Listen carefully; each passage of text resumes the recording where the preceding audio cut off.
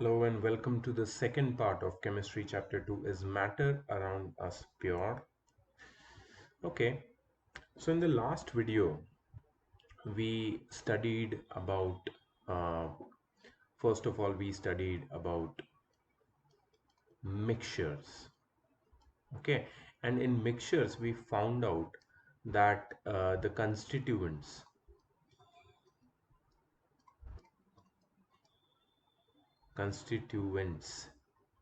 are not in a fixed ratio in a mixture. The constituent can be in any ratio. The constituents are the substances which make up the mixture. Okay, like in lemonade, the constituents are water, lemon juice basically, sugar, salt, etc. Okay, so constituents are not in a fixed ratio. Constituents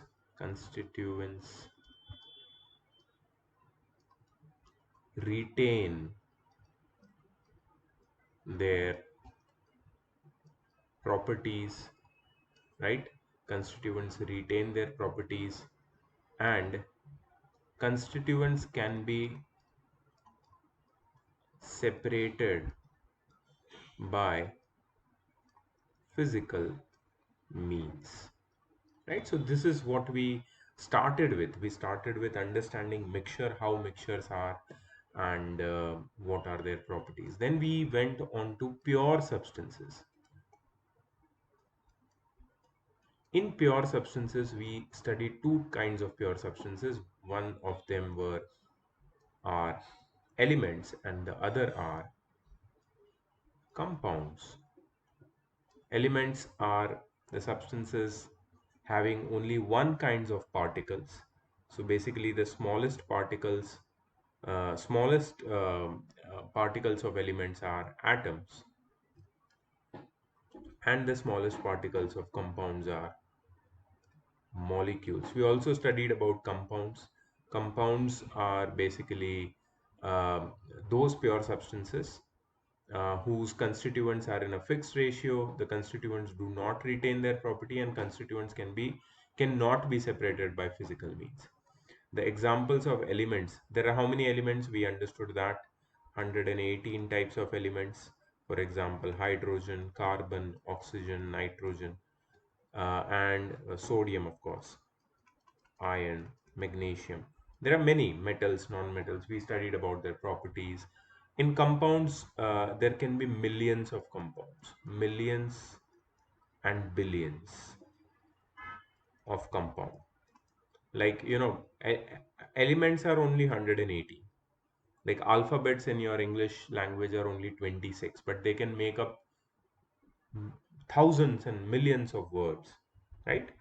But in the same way, compounds, which are made up of molecules, they are made up of these 118 elements only, but in different combinations. So there are millions and billions of compounds.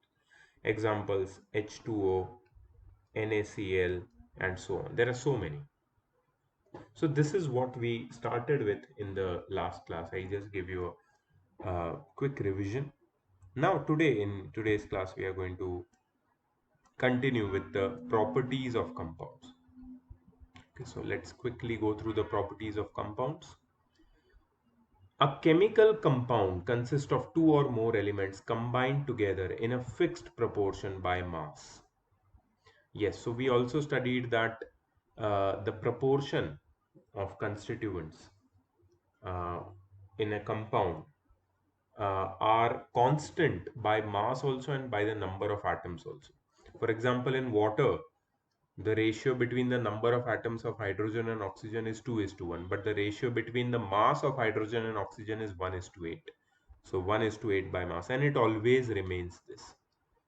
Okay, it is always fixed, it is always constant. The ratio by mass and ratio by numbers in a compound.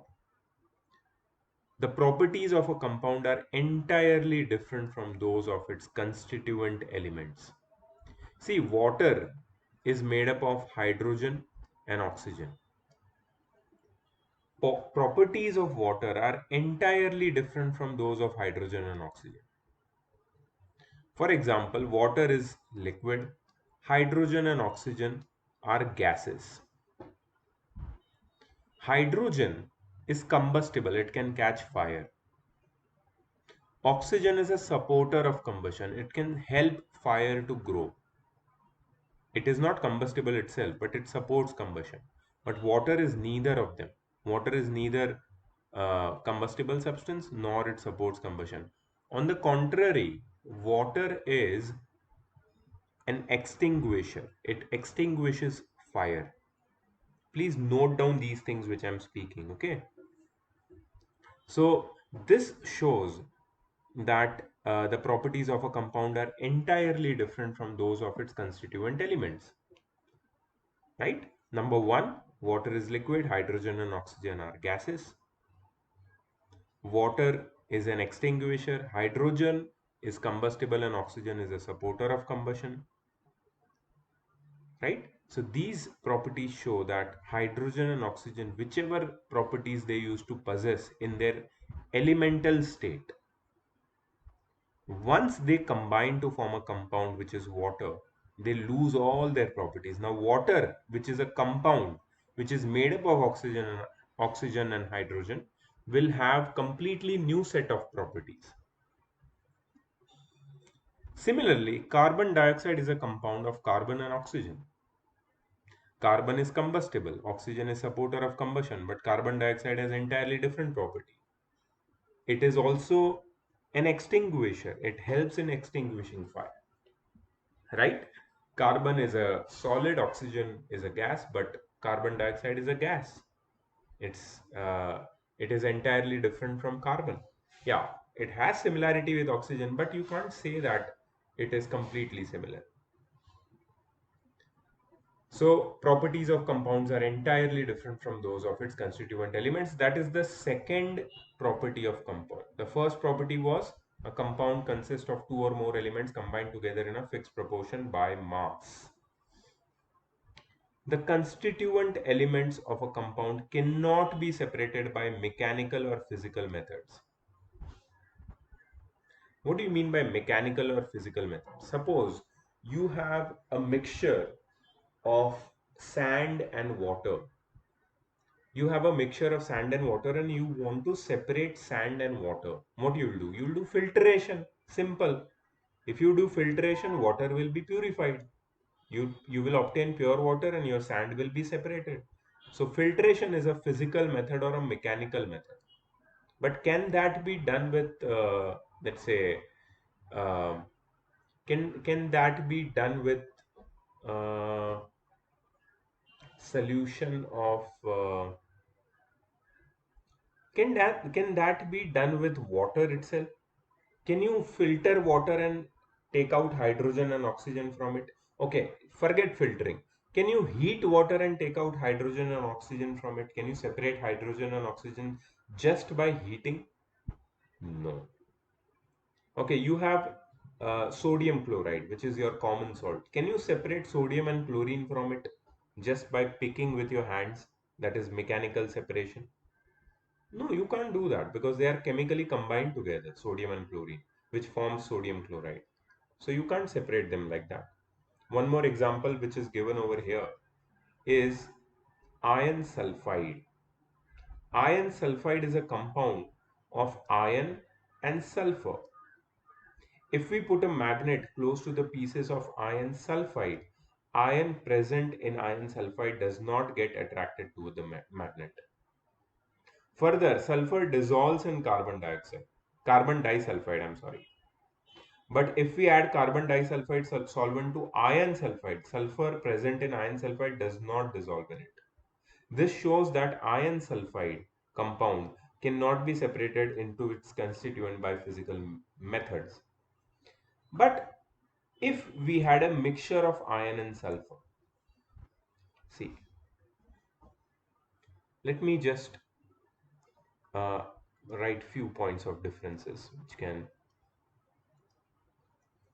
can I think make it more clear. These points are again going to be shown to you, but for making this point clear, let me just note down the differences between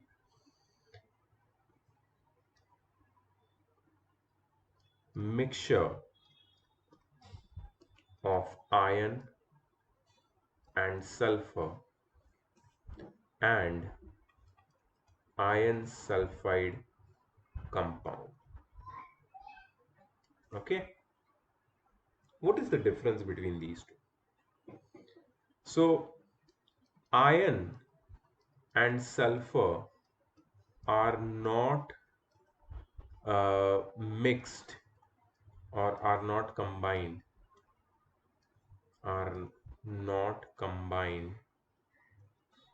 or you can say mixed in a fixed proportion by mass, right?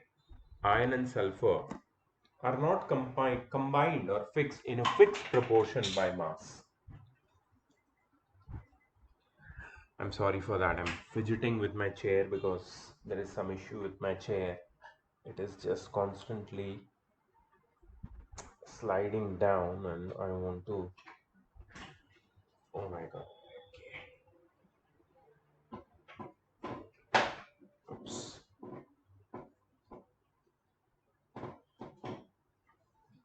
Okay, now I'm better.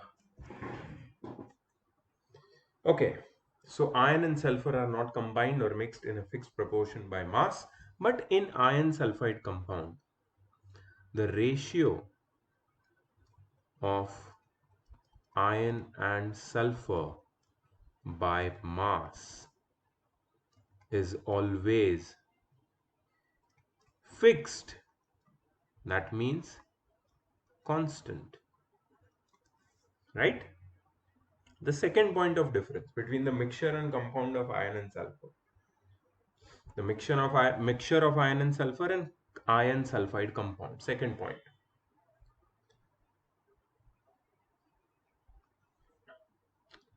Iron can be, I'm sorry, iron and sulfur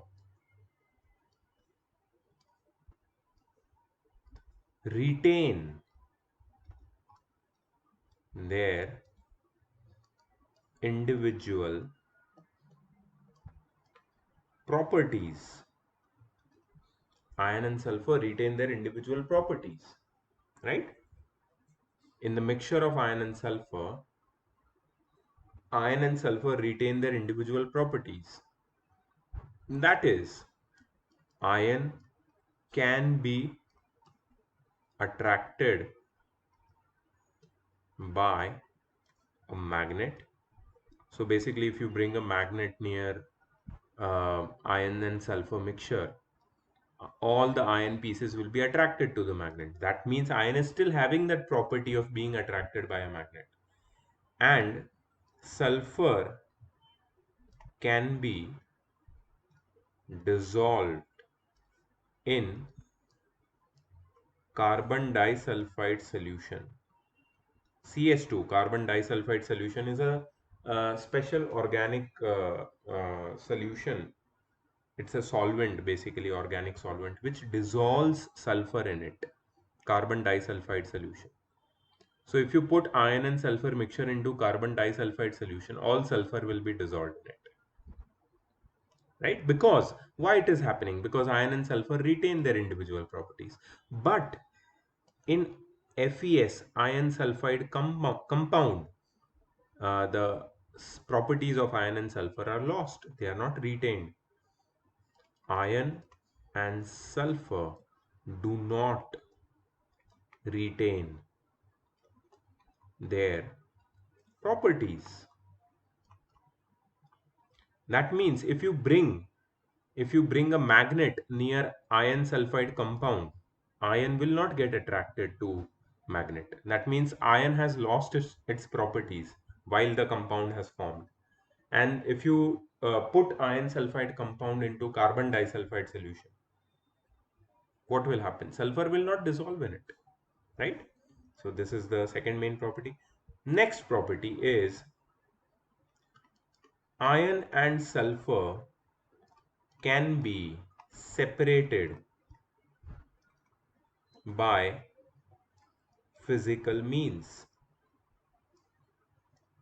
What are the physical means? What are the mechanical methods? So basically, if you just if you have the mixture of iron and sulfur, you take a magnet and you just you know uh, bring it near the mixture of iron and sulfur, and all the iron will stick to that magnet. So iron is separated.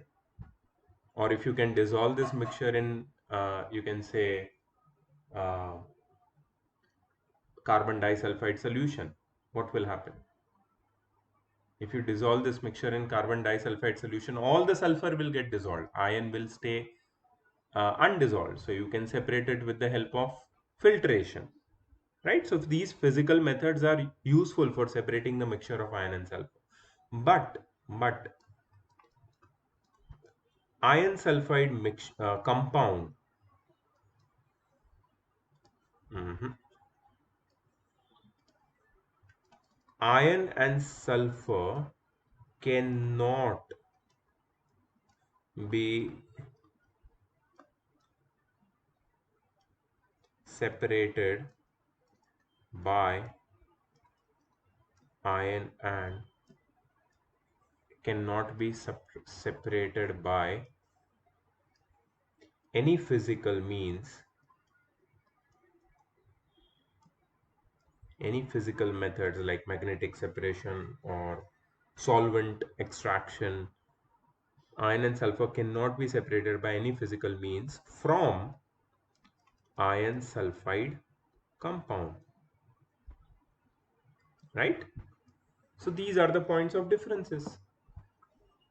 Now mixture and compound should be absolutely clear in your mind with examples and with their exact points of differentiation. Okay, there are few more points of differences which we will go on listing, which will go on adding to our created list of differences. A compound is a homogeneous substance. This means that a compound has same composition throughout. एक compound को तुम देखोगे ना, तो you'll never figure out where is which constituent. You look at a glass of water. You look at a glass of water. Can you look at the glass of water and tell where is hydrogen and where is oxygen? Although water is made up of hydrogen and oxygen. H2O is its chemical formula. But can you tell where is hydrogen, where is oxygen? No, you can't tell, right? Because a compound is a homogeneous substance. The constituents of compounds are so well thoroughly mixed with each other that you can't separate them. You can't separately see them as well. Same with the help with the in the case of iron sulfide compound, which is a compound of iron and sulfur. If iron sulfide compound is seen through magnifying glass or microscope also, no separate particles of iron and sulfur are seen. It appears to be the same throughout. That means its composition is same throughout. That means it is a homogeneous substance. So the next point of difference is between compound and mixture. The next point of difference between, let me just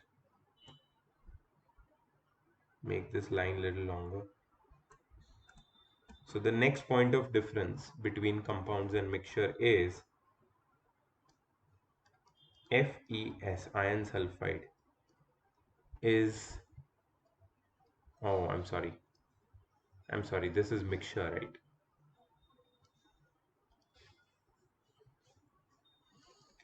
Iron and sulfur mixture is heterogeneous. Heterogeneous means iron and sulfur can be seen separately in the mixture of iron and sulfur. But iron sulfide is homogeneous.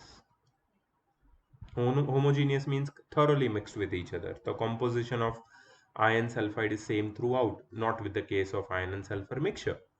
But it does not mean that all mixtures are heterogeneous. Some mixtures are homogeneous, like sugar solution, salt solution. If you look at sugar solution, salt solution, the composition is same throughout. Unless and until you taste that solution, you will not figure out whether there is salt or sugar dissolved in it or not. So it is homogeneous, but it's not the case with all the mixtures. Most of the mixtures are heterogeneous. Some mixtures are homogeneous, but all compounds are homogeneous. Remember, all compounds are homogeneous. Next point of difference between compounds and mixtures. So that is the next property of compound. A compound has fixed melting and boiling point. For example, ice, which is the, you can say, compound of which is the solid form of water, and water is a compound of hydrogen and oxygen. So ice has a fixed melting and boiling point. Ice has a fixed melting point, that is 0 degrees Celsius, and water has a fixed boiling point, 100 degrees Celsius. So every compound has a fixed melting and boiling point. Iron sulfide has a fixed melting point. Okay? So next point of difference is ready with us. Let's list it. Let's list it over here. So the next point of difference say that iron and sulfur mixture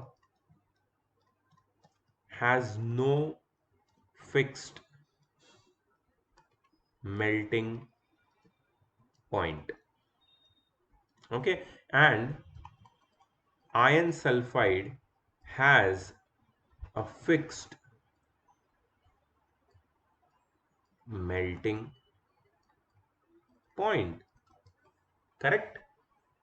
So all compounds have fixed melting point. So like if they have given you in laboratory, if they give you a uh, let's say a mixture of two substances, and they give you a compound, how to differentiate? If they give you a sample of a substance, it looks like a pure substance, but it can be a mixture as well. But how to differentiate? You have all these set of properties with the help of which you can differentiate, right? So you can use your brain. Next property. The formation of a compound occurs. The formation of a compound occurs because of a chemical reaction and is accompanied by energy changes. For example, iron sulfide compound is prepared by heating together iron filings and sulfur. When the reaction starts, a lot of heat and light are produced during the preparation of iron sulfide. So we can say that energy in the form of heat and light is generally either produced or absorbed during the preparation of a compound. There are always energy changes accompanied with the preparation of a compound. Whenever a compound is produced, energy changes happen. Since compounds are formed by chemical combination of elements, they are also called chemical compounds. So in this point of difference, the highlight is the chemical change, the energy changes. I'm sorry. Let me make it a little bit longer.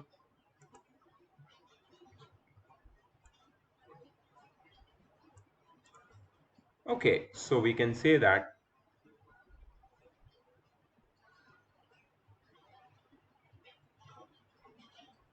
energy changes are uh, never, you can say, observed.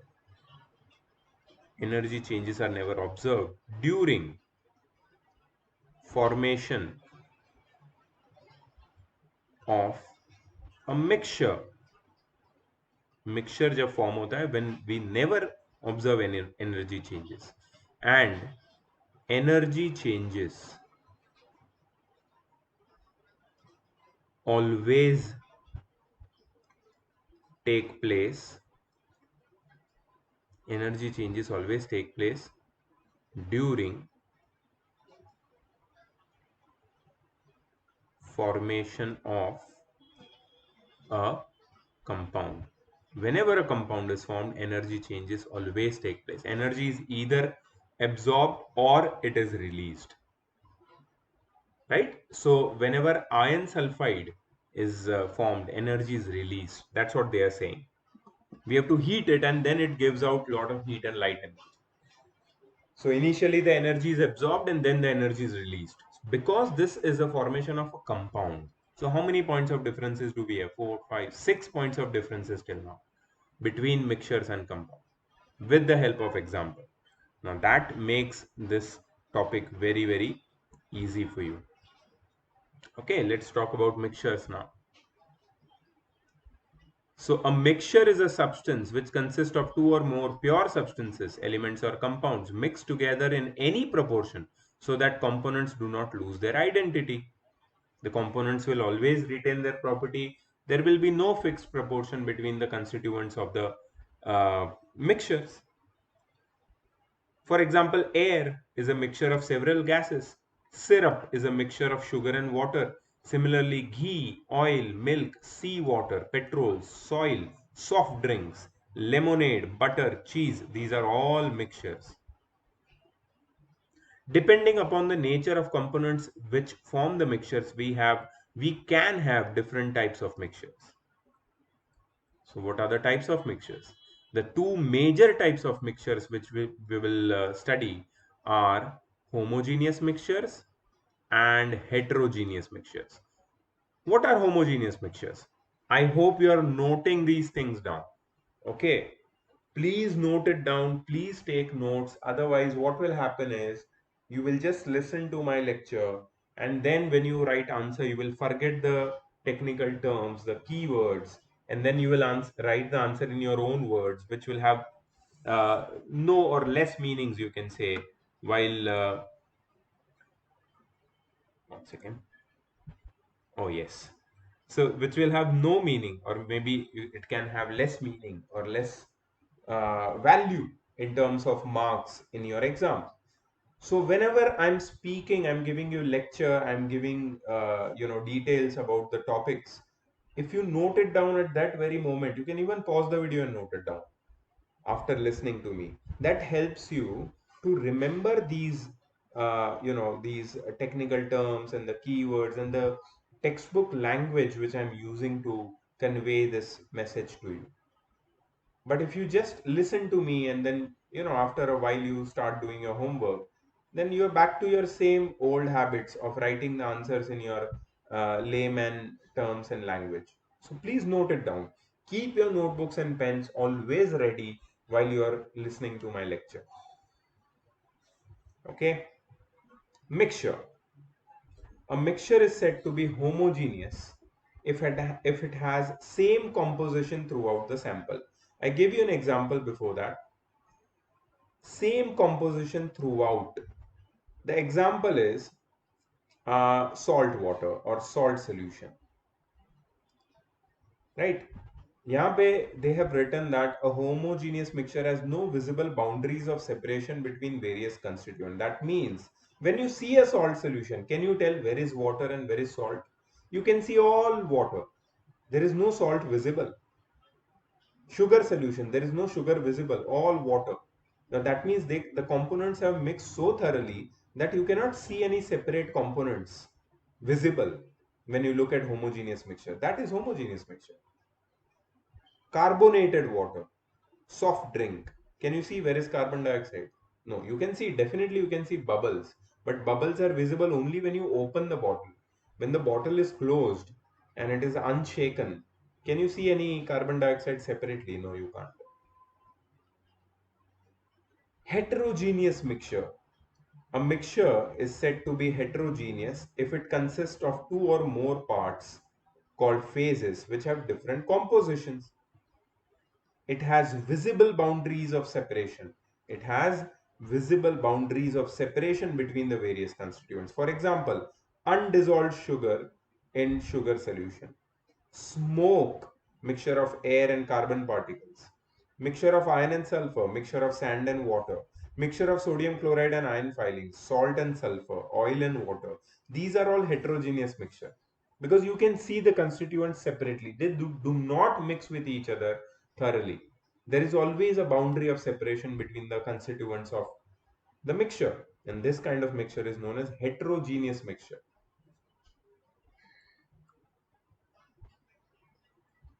In our daily life, we usually deal with mixtures rather than pure substances. Sometimes we can easily identify a mixture of substances by appearance. For example, when we shake powdered chalk in water, a milky liquid is formed. This is a mixture of water with the chalk particles suspended in it. So, chalk in water is definitely a heterogeneous mixture because the particles of chalk are not completely mixed with the particles of water, right? They can be seen separately. But what if you look at milk? Milk appears to be homogeneous, but if you observe milk with the help of microscope, it appears as drop of fat suspended in clear liquid. So milk is also heterogeneous mixture. So sugar water homogeneous, sand water heterogeneous. Now heterogeneous and homogeneous should not be a problem for you. Now let us consider a homogeneous mixture. When we shake sugar particles in water, a clear solution of sugar is obtained. The particles of sugar dissolved in water cannot be seen even with the help of microscope. But the presence of sugar in liquid can be easily detected if the drop of sugar solution is placed on a glass plate and allowed to dry. Sugar particles will remain on the glass as water evaporates. So we can say that mixture of any kind, homogeneous or heterogeneous, can be separated with the help of physical means. Now, to understand the concept of homogeneous and heterogeneous mixture, uh, we have to do this experiment. We have to form four groups, and to these four groups, we have to give each one a different sample. The first group will have a sample of beaker containing 50 ml of water and one spatula full of copper sulfate powder. The second group will have 50 ml water and two spatula full of copper sulfate powder. Third group will have one spatula full of copper sulfate powder and one spatula full of potassium permanganate powder. And the fourth group will have one spatula full of copper sulfate and two spatula full of potassium permanganate powder or common salt, anything will do.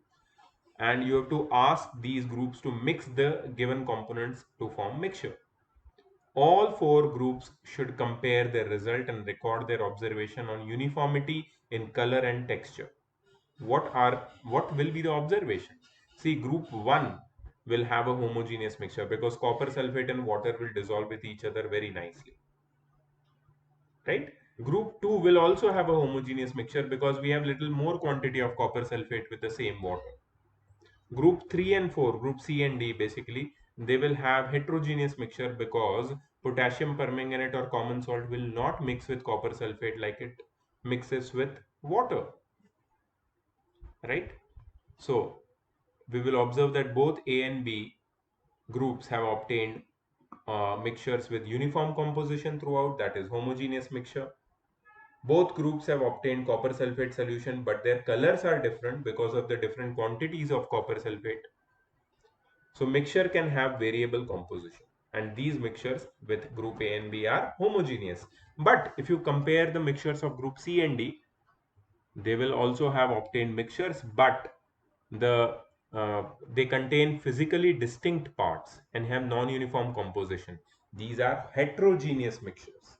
On comparing their colors, it is observed that though both the groups have obtained mixtures of copper sulfate and potassium permanganate, but their compositions are different. Again, this proves that mixture may have variable composition.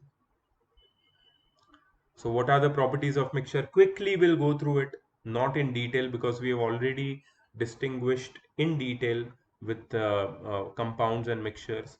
So let's go quickly through this. Mixtures may be homogeneous or heterogeneous. We have seen the example. Composition of mixture is not fixed and it is variable. A mixture does not have definite melting point or boiling point.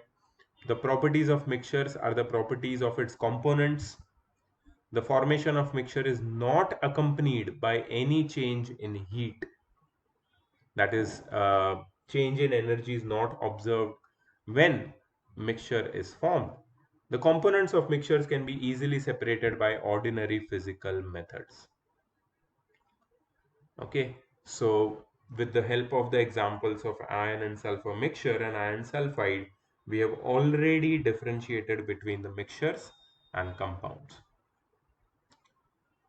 Okay, so I'm just zooming past. Yes, this is the final, you can say, comparison table. We have 9 points of comparison, and I want all of you to note this down. I will just read it for you, point by point, the differences between mixtures and compounds. In a mixture, the elements or compounds are just mixed together. In compounds, elements combine or react to form compounds. The components of mixture may be present in any ratio. Its composition is variable. And in compounds, the compounds contain two or more elements in a fixed ratio by mass. Its composition is always fixed. There is no new substance formed in mixtures. In compounds, new substance is formed. A mixture does not have a definite formula due to its non-uniform composition. And compounds always have a definite formula, which is known as its chemical formula. A mixture may be homogeneous or heterogeneous. A compound is always homogeneous. No chemical reaction takes place, and therefore the formation of mixture is not accompanied by any energy change. A chemical reaction takes place, and therefore formation of a compound takes place with absorption or evolution of heat. That is, there is always a energy change. A mixture shows the properties of its constituents. The properties of a compound are entirely different from those of its constituents. A mixture can be separated into its constituents by physical methods like filtration, evaporation, distillation, sublimation, mechanical separation.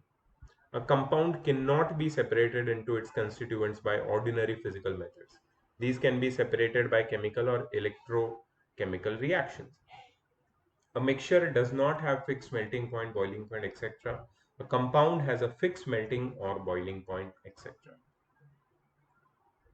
Right? So these are the final differences of mixtures and compound, and I hope you have understood these two topics very well with their examples.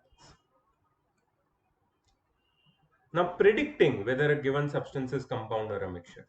On the basis of the points of differences, it can be easily decided whether a given sample of a substance is a compound or mixture. You might be given this sample of a substance in your laboratory and asked to check whether it's a compound or mixture. How can you do that? See, compounds are always homogeneous, but mixture may be homogeneous or heterogeneous. Therefore, the difference between compound and mixture cannot be easily predicted on the basis of homogeneous or heterogeneous nature of the substance. A homogeneous substance can be a mixture also, can be a compound also. So, what are the points on the basis of which we can differentiate them? In order to predict whether a given substance is a compound or mixture, we should remember the following points. If the substance can be separated into its constituents by physical methods, it is a mixture. On the other hand, if the substance cannot be separated into its constituents by physical method, it is a compound. For example, iron sulfur mixture is a mixture, but iron sulfide is a compound. So, separation by physical means tells us whether a substance is mixture or a compound. If the substance shows independent properties of its constituent, it is a mixture. But on the other hand, if the substance shows entirely different properties from those of its constituents, it's a compound. So in a mixture of iron and sulfur, if you do magnetic separation, if you just bring magnet near the mixture of iron and sulfur, all iron pieces filings will be attracted by the magnet, but does not happen with iron sulfide compound. So that's one way of figuring out which is mixture and which is compound. If the composition of substance is variable, it is a mixture. On the other hand, the composition of substance is fixed, then it is a compound. For example, iron sulfur mixture can have any composition, but iron sulfide always contains iron and sulfur in the proportion of 56 is to 32. 56 gram of iron will be combined with 32 gram of sulfur. 56 is to 32 by mass. So you can say that 56 by 32. So 4 14s are 4 8s are 2 7s are uh, so 8 sevens are and 8 fours are basically 7 is to 4. The ratio of iron and sulfur is always 7 is to 4 by mass in the compound iron sulfide. No heat or light is given out or absorbed during the preparation of substance, then it is a mixture. But if heat or light is given out or absorbed during the preparation of a substance, it is a compound. If substance does not have fixed melting point or boiling point, it is a mixture. But if the substance has fixed melting or boiling point, it is a compound. If the substance is heterogeneous, it is definitely a mixture. But if the substance is homogeneous, it may be a compound or mixture. So these are the final things which we have studied up to now. This map you have to make in your notebook. The classification of matter into pure substances and mixtures. Pure substances further classified into elements and compounds. Mixtures further classified into homogeneous and heterogeneous. Right? Let's go ahead. So there are some solved example which I'm zooming past.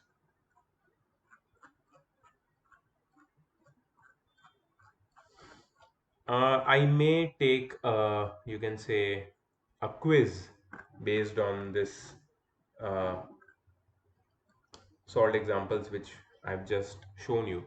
And this practice exercise 2A will be asked uh, to be done as homework to you. I'm just giving it to you right now. I thought there is more of it, more of this chapter, but I can't see more of it. Okay, great, great, great, great. So we have finished the first part of the chapter, and soon I'll be making the video on the second part. Now, those whose exams are coming up, I'm trying my best to finish this chapter before their exams. But if I cannot, do not worry. I will finish it when the due time comes. But I don't want to hurry up, right? I want to go through each and every detail very carefully, and I want to make sure that you understand all the concepts. And that is the whole idea, right? So we are not hurrying up for any reason whatsoever. Maybe it's your exam or whatever. So you have to get it ready by yourself. It's an easy topic. We have completed all the technically difficult topics till now. Now this is an easy topic, so I will finish it easily, आराम से, ठीक है? Till then, you just finish this exercise I'm giving it to you. Right? See you later. Bye bye.